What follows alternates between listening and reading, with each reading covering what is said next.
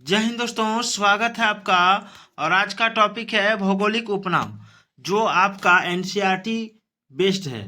GK GS के लिए घटना चक्र जीएस पॉइंट से मैं आपको ये पढ़ाने जा रहा हूँ। 3 से 4 मिनट का ये वीडियो आपके जीवन में एक नया उजाला ला सकता है, इसलिए इसको पूरा जरूर देखिएगा। पहला सवाल, इसमें लगभग 25 सवाल है दोस्तों, पूरा देखिएगा इसको। पहला सवाल कि किस द्वीप को वादे की भूमि के रूप में जाना जाता है? तो इसका आंसर होगा मिंडा नाव। क्या होगा? मिंडा नाव। चलिए अगला सवाल, मध्य रात्रि का सूर्य दिखाई देता है। कहाँ दिखाई देता है? तो उत्तरी एवं दक्षिणी ध्रुव पर।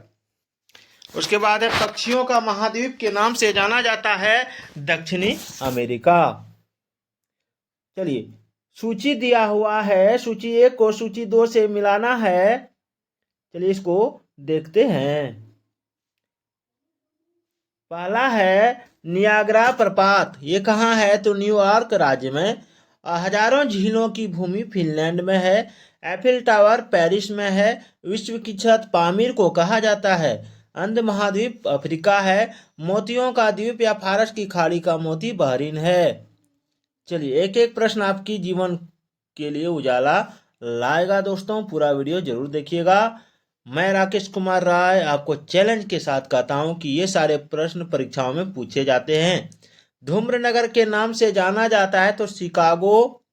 उसके बाद है, पूर्वी समुद्र की स्वामिनी कहा जाता है श्रीलंका को।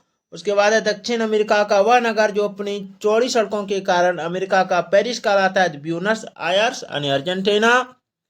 उसके बाद संयुक्त राज्य अमेरिका का वह राज्य जिसको ब्लू ग्रास स्टेट भी कहा जाता है, तो केंटुकी हो जाएगा। उसके बाद चलते हैं, टर्की का वह नगर जो पश्चिम का द्वार कहलाता है, ये इस्तांबुल है। चलिए आगे बढ़ते हैं। वह देश जिसको श्वेत हाथी की भूमि कहा जाता है, सफेद हाथी की भूमि कहा जाता है, तो थाईलैंड है। सूर्योदय का देश नाम से प्रसिद्ध है जापान। झीलों की वाटिका कहा जाता है फिनलैंड को।